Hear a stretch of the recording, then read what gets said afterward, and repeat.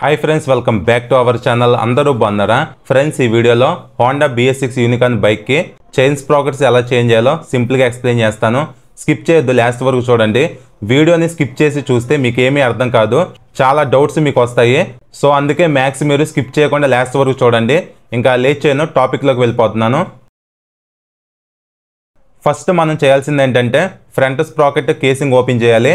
ఇక్కడ పైన కింద 2 బోల్ట్స్ అయితే ఉంటాయి, బోల్ట్ నెంబర్ 8. అలానే గేర్ లెవర్ కూడా ఓపెన్ చేయాలి. సో ఓవరాల్గా వీడియోలో కనిపిస్తున్న విధంగా ఫ్రంట్ స్ప్రాకెట్ కేసింగ్ని ఓపెన్ చేయాలి. నేను బోల్ట్స్ ఎక్కడెక్కడ ఉన్నాయో మార్క్ చేస్తున్నాను, దాన్ని బట్టి అబ్జర్వ్ చేయండి. నెక్స్ట్ స్టెప్ ఏంటంటే చైన్ కేసెస్ని ఓపెన్ చేయాలి. ఇక్కడ 4 బోల్ట్స్ అయితే ఉంటాయి, బోల్ట్ నెంబర్ వచ్చేసి 10. టోటల్గా ఈ 4 బోల్ట్స్ని మీరు ఓపెన్ చేయాలి. బోల్ట్స్ మీరు ఓపెన్ చేయగానే కేసెస్ని ఒకేసారి లాగేయొద్దు, ఎందుకంటే లాక్స్ ఉంటాయి. అవి ఎక్కడ ఉంటాయో మీకు క్లియర్గా చెప్తాను. 4 బోల్ట్స్ని ఓపెన్ చేసిన తర్వాత ఎగ్జాక్ట్గా ఇక్కడ చూపిస్తున్నాను చూడండి, ఇక్కడ స్క్రూ ఉంటుంది. సో మీరు స్క్రూ డ్రైవర్తో ఈ స్క్రూని ఓపెన్ చేయాలి. టోటల్గా మీరు ఈ స్క్రూని 4 బోల్ట్స్ని ఓపెన్ చేసిన తర్వాత ఇంకోటి ఇక్కడ చూపిస్తున్నాను చూడండి, ఇక్కడ ఒక లాక్ ఉంటుంది, అలానే ఇక్కడ కూడా ఒక లాక్ ఉంటుంది. ఇది సరిగా ఫోకస్ అవ్వట్లేదు కానీ మీకు అర్థమవుతుంది రియాలిటీలో చూస్తుంటే. బోల్ట్స్ని మీరు ఓపెన్ చేసిన తర్వాత సింపుల్గా ప్రెస్ చేస్తే ఈ లాక్స్ ఓపెన్ అవుతాయి. ఈజీగా మీరు చైన్ కేసెస్ని ఓపెన్ చేయొచ్చు. ఈ క్లోజర్ చైన్ వల్ల అడ్వాంటేజ్ ఏంటంటే మెయింటెనెన్స్ అనేది తక్కువ ఉంటుంది. పద్దాక చైన్ లూపింగ్ చేసుకోవాల్సిన అవసరం లేదు. అదే ఓపెన్ చైన్ ఉంటుంది కదా, పద్దాక మనం చైన్ లూపింగ్ చేయాలి. ఇది ఒక అడ్వాంటేజ్ ఉంటుంది అంతే. నెక్స్ట్ స్టెప్ ఏంటంటే బ్యాక్ సైడ్ వీల్ని ఓపెన్ చేయాలి. వీల్ ఓపెన్ చేయాలంటే బోల్ట్ నెంబర్ వచ్చేసి 22. ఈ పెద్ద బోల్ట్ ఓపెన్ చేసిన తర్వాత కింద డ్రమ్ బోల్ట్స్ ఉంటాయి. First bolt number 12, second bolt number 13. Flat spanner use చేసి డ్రమ్ బోల్ట్స్ మీరు ఓపెన్ చేసుకోవచ్చు. ఈ బోల్ట్స్ ఓపెన్ చేస్తేనే వీల్ అనేది సింపుల్గా బయటకు వస్తుంది. సో ఓవరాల్గా మీరు డ్రమ్ బోల్ట్, వీల్ బోల్ట్ కూడా తీసిన తర్వాత ఒక హ్యామర్ తీసుకొని యాక్సిల్ బోల్ట్ను కొడితే సింపుల్గా బయటకు వచ్చేస్తుంది. సో ప్రాపర్గా మీరు ఈ వర్క్ అంతా చేసేటప్పుడు వాచర్స్, చిన్న చిన్న బోల్ట్స్ అనేవి ఉంటాయి, అవి మిస్ అవ్వకుండా చూడండి. అవి పోతే మళ్ళీ ఇబ్బంది పడాలి, అదొకటి చూసుకోండి. అలానే ఇంకా మెయిన్ ఇంపార్టెంట్ పాయింట్ ఏంటంటే బ్యాక్ సైడ్ వీల్ ఓపెన్ చేసిన తర్వాత మీరు వీల్ బేరింగ్ చెక్ చేయండి. వీల్ బేరింగ్ ప్లే వస్తే అది పోయినట్టు, ప్లే లేకపోతే పర్ఫెక్ట్గా ఉన్నట్టు. నెక్స్ట్ ఇంకా వీల్ బ్యాలెన్సింగ్ కోసం రబ్బర్స్ ఉంటాయి కదా, అవి కూడా డ్యామేజ్ అయ్యాయా లేదా పర్ఫెక్ట్గా ఉన్నాయా చెక్ చేసుకోండి. డ్యామేజ్ అయితే వాటిని రీప్లేస్ చేయాలి.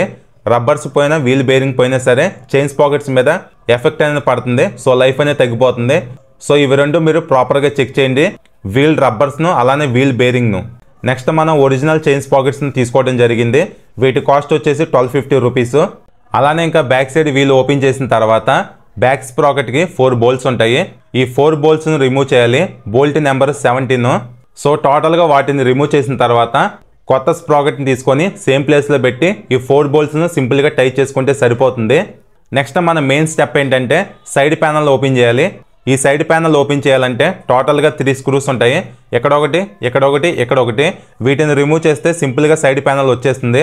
సో మనం మెయిన్గా స్వింగ్ ఆర్మ్ యాక్సిల్ ఓపెన్ చేయాలి కాబట్టి దాన్ని ఓపెన్ చేయడానికి ముందు ఇక్కడ ఫుట్ రెస్ట్ రాడ్ ఉంటుంది, దీన్ని ఓపెన్ చేయాలి. దీని బోల్ట్ నెంబరు 14. అలానే శారీ గార్డ్ కూడా కనెక్ట్ అయి ఉంటుంది. ఈ sari guard bolt number 12. So వీటిని రిమూవ్ చేసిన తర్వాత స్వింగ్ ఆర్మ్ బోల్ట్ అయితే ఉంటుంది, ఈ బోల్ట్ నెంబరు 22. దీన్ని ఓపెన్ చేయాలి. బోల్ట్ ఓపెన్ చేసిన తర్వాత ఒక హ్యామర్ తీసుకొని స్వింగ్ ఆర్మ్ యాక్సిల్ మీద కొడితే సింపుల్గా బయటకు వస్తుంది. సో ఇక్కడ ఒకటి గుర్తుపెట్టుకోండి, యాక్సిల్ అనేది మొత్తం బయటికి తీసేయవద్దు, కొంచెం బయటికి తీసుకుంటే సరిపోతుంది. ఎందుకంటే మనం కన్వీనియంట్గా చైన్ అనేది ఎక్కించాలి కాబట్టి మన కన్వీనియన్స్ని బట్టి కొంచెం బయటికి తీసుకుంటే సరిపోతుంది అంతే. జనరల్గా పాత వెహికల్స్ చైన్స్కి మాస్టర్ లాక్ అయితే ఉంటుంది, ఇప్పుడు వచ్చే వెహికల్స్కి మాస్టర్ లాక్ అయితే ఇవ్వట్లేదు. సేఫ్టీ అనేది తక్కువ ఉంటుందని చెప్పి మాస్టర్ లాక్ని ఇవ్వట్లేదు. అదే మాస్టర్ లాక్ ఉంటే సింపుల్గా మనం వర్క్ అనేది ఫినిష్ చేయొచ్చు. ఈ స్వింగ్ ఆర్మ్ బోల్ట్స్ ఇవన్నీ తీయాల్సిన అవసరం లేదు. కానీ ఇప్పుడు వచ్చే మ్యాక్సిమం వెహికల్స్ ఇలాగే ఉంటున్నాయి. నెక్స్ట్ ఇప్పుడు మనం ఫ్రంట్ స్ప్రాకెట్ని ఓపెన్ చేయాలి. దీన్ని ఓపెన్ చేయాలంటే 2 బోల్ట్స్ అయితే ఉంటాయి. ఇక్కడ బోల్ట్ నెంబర్ 10. ఇక్కడ మీరు ఈ ప్లేస్ని క్లియర్గా అబ్జర్వ్ చేస్తే చాలా మడ్ అయితే ఉంది. సో దీన్ని మీరు క్లీన్ చేసుకోండి. మీరు క్లీన్ చేయకుండా అలానే ఫిట్ చేశారనుకోండి, మళ్ళీ మీరు చైన్ ఆయిల్ పోసినప్పుడు మడ్ అనేది ఇంకా పెరిగిపోతూ ఉంటుంది. సో అందుకే మీరు నీట్గా క్లీన్ చేసుకోండి. నెక్స్ట్ ఇక్కడ మీకు ఫ్రంట్ చైన్ స్ప్రాకెట్ ఎంత డ్యామేజ్ అయిందో క్లియర్గా చూపిస్తున్నాను చూడండి. చైన్లో ఆయిల్ సరిగా మెయింటైన్ చేయకపోయినా, చైన్ లూజ్ అయినా సరే అలానే తిరిగితే ఇలా చైన్ స్ప్రాకెట్ అనేది కంప్లీట్గా డ్యామేజ్ అవుతుంది.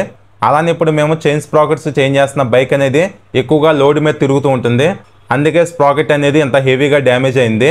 నెక్స్ట్ ఇక్కడ మీకు ఒక ఇంపార్టెంట్ పాయింట్ చెప్తున్నాను, జాగ్రత్తగా వినండి.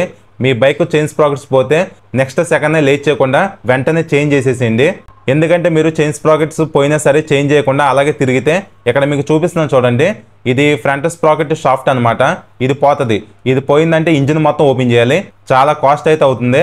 అదే మీరు చైన్ స్ప్రాకెట్ పోగానే కొత్త దాంతో రీప్లేస్ చేస్తే ఈ షాఫ్ట్కి ఎలాంటి డ్యామేజ్ అవ్వదు, మీకు ఎలాంటి అడిషనల్ ఖర్చు అయితే రాదు. జస్ట్ మీరు చైన్ స్ప్రాకెట్స్ మాత్రమే చేంజ్ చేసుకుంటారు. ఎందుకంటే చాలామంది పోయిన వెంటనే మార్చరు, అలానే తిరుగుతూ ఉంటారు. కొన్ని వెహికల్స్ నేను అబ్జర్వ్ చేశాను, ఈ షాఫ్ట్ కూడా పోవటం, తర్వాత వాళ్ళు చాలా అమౌంట్ కూడా ఖర్చు చేశారు. అందుకే మీకు చెప్తున్నాను, జాగ్రత్తగా ఉండండి. నెక్స్ట్ ఇంకా కొత్త స్ప్రాకెట్ని ఇక్కడ పెట్టుకొని బోల్ట్స్ని టైట్ అయితే చేసుకోవాలి. తర్వాత వీడియోలో కనిపిస్తున్న విధంగా చైన్ని స్వింగామ్లో నుంచి ఇలాగ ఎక్కించుకొని ఫ్రంట్ స్ప్రాకెట్కి సెట్ అయితే చేసుకోవాలి. అలానే నెక్స్ట్ ఇంకా ఈ ఫుట్ రెస్ట్ రాడ్ను కూడా మనం ఫిట్ అయితే చేసుకోవాలి. సో బోల్ట్స్ అనేవి చూసుకొని ప్రాపర్గా టైట్ అయితే చేసుకోవాలి.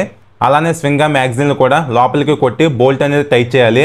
నెక్స్ట్ మనం కొత్త చైన్ స్ప్రాకెట్స్ని ఈ బైక్లో ఇన్స్టాల్ చేస్తున్నాం కాబట్టి ఇక్కడ చైన్ అడ్జస్టర్స్ ఉన్నాయి కదా, వీటిని మొత్తం ఫ్రంట్కి పెట్టుకొని టైట్ అయితే చేసుకోవాలి. చైన్ లూజ్ అయ్యే కొద్దీ ఇవి బ్యాక్కి వెళ్తాయి. మనం కొత్త చైన్ వేస్తున్నాం కాబట్టి అప్పుడే లూజ్ అవ్వదు కాబట్టి ఇవి ఫ్రంట్కి అయితే పెట్టుకోవాలి. సో ఇది ఒకటి చూసుకోండి. నెక్స్ట్ ఇంకా ఫైనల్గా బ్యాక్ సైడ్ వీల్ను స్ప్రాకెట్ను యాక్సిల్ బోల్ట్ నుంచి పెట్టుకొని టైట్ అయితే చేసుకోవాలి.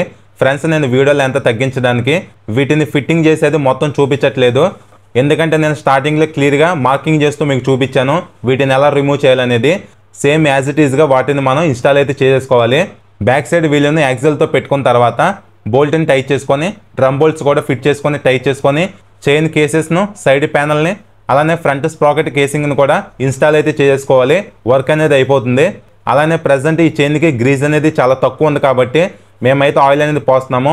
జనరల్గా కొత్త స్ప్రాకెట్స్ని తీసుకుంటే అందులో మనకి గ్రీజ్ వస్తుంది కాబట్టి చైన్ ఆయిల్ అయితే పోయాల్సిన అవసరం లేదు. కానీ ఈ చైన్కి గ్రీజ్ చాలా తక్కువ ఉంది కాబట్టి ఆయిల్ అయితే పోస్తున్నాము. నేను మీకు సజెస్ట్ చేసేది ఇంజిన్ ఆయిల్ పోయమని చెప్తాను. చైన్ స్ప్రే కంటే ఇంజిన్ ఆయిల్ వాడితేనే చైన్ లైఫ్ అనేది ఎక్కువ వస్తుంది. ఎందుకంటే ఫ్రిక్షన్ వైజ్ ఇంజిన్ ఆయిల్ అనేది బాగా యూజ్ అవుతుంది. మీరు మోటోలు కానీ క్యాస్ట్రాల్ ఇంజిన్ ఆయిల్ కొనుక్కొని చైన్కి అయితే వాడుకోండి. మడ్ ఆయిల్ అయితే వాడొద్దు. ఇంజిన్లో నుంచి బయటికి తీసిన ఆయిల్ని కొంతమంది వాడతారు, అలా అయితే వాడకండి. మీరు కొత్త ఇంజిన్ ఆయిల్ తీసుకొని యూజ్ చేసుకోండి, లైఫ్ అనేది ఎక్కువ వస్తుంది చైన్ది. నేను వాడిన ప్రతి బైక్ ఇంజిన్ ఆయిల్ అయితే వాడాను చైన్కి. సో ఇది ఫ్రెండ్స్, ఓవరాల్గా ఈ వీడియో వర్క్ అయితే కంప్లీట్ అయింది. మీకు ఇంకా ఏమైనా డౌట్స్ ఉంటే కింద కామెంట్ చేయండి. మన వీడియోని మీరు 3-4 టైమ్స్ చూస్తే సింపుల్గా మీకు అర్థమైపోతుంది. అయినా సరే మీకు ఇంకా ఏమైనా డౌట్స్ ఉంటే కింద కామెంట్ చేయండి, మీకు రిప్లై ఇస్తాను. ఈ వీడియో నచ్చితే లైక్ చేయండి, మన ఛానల్ ఫస్ట్ టైం చూస్తే ఫాలో అవ్వండి. Thank you.